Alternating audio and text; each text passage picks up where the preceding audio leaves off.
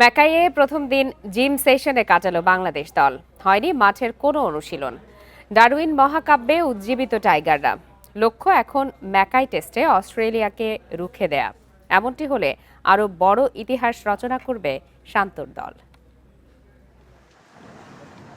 Australia সফরে দ্বিতীয় টেস্টের আগে ৩ দিন অনুশীলনের সময় পেয়েছে বাংলাদেশ। দীর্ঘ ১৪ ঘন্টার ভ্রমণ ক্লান্তিতে প্রথম দিন ম্যাকায় মাঠের অনুশীলন হলো না শান্তদের। এদিন শুধু জিম করেই প্রস্তুতি পর্ব সেরেছে। ট্রানজিটের সময় ফ্লাইট ডিলে, কারিগরি সমস্যা, এসব কারণেই হয় বিলম্ব। তবে এর আড়ালে অন্য কিছুর গন্ধ খোঁজা যায়। টেস্ট র্যাঙ্কিংয়ের নবম স্থানে বলেই কি আয়োজক অস্ট্রেলিয়ার কাছে গুরুত্ব কম অতিথি দলের? ভ্রমণ ক্লান্তি কাটাতে বাংলাদেশ পুরো দিনটি বিশ্রামে কাটাতে পারত, কিন্তু শান্ত শরীফুলরা মুখিয়ে আছে অস্ট্রেলিয়াকে সিরিজে রুখে দিতে, আর তাই জিম সেশনটা অন্তত করলো।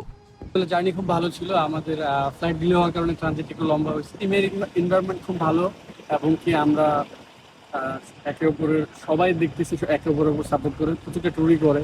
বাট আমরা এখন নেক্সট ম্যাচ নিয়ে চিন্তা করছি, ইনশাল্লাহ দেখা যাবে। ম্যাকাইয়ের পরিবেশ ডারউইন থেকে ভিন্ন, গরম কম, শীতল আবহাওয়া, খেলার জন্য দারুণ পরিবেশ। ম্যাক্রোয়ের ওয়েদার আসলে বলবো খুবই সুন্দর, আমাদের জন্য অনেক ভালো, কারণ হালকা ঠান্ডা আছে। আমরা তো ডারউইনে খেলছি, মোটামুটি গরম ছিল, বাট এখানেও একটা ওয়েদারটা খুবই সুইটেবল। ম্যাকাই টেস্টে সম্ভাবনা রয়েছে শরীফুলের অন্তর্ভুক্তির। সেক্ষেত্রে বাদ পড়বেন স্পিনার তাইজুল। ঐতিহাসিক টেস্ট জয়ের কম্বিনেশন ভাঙবে কিনা বাংলাদেশ, সেটাই প্রশ্ন। ফেরদৌস ইসলাম, ইন্ডিপেন্ডেন্ট নিউজ।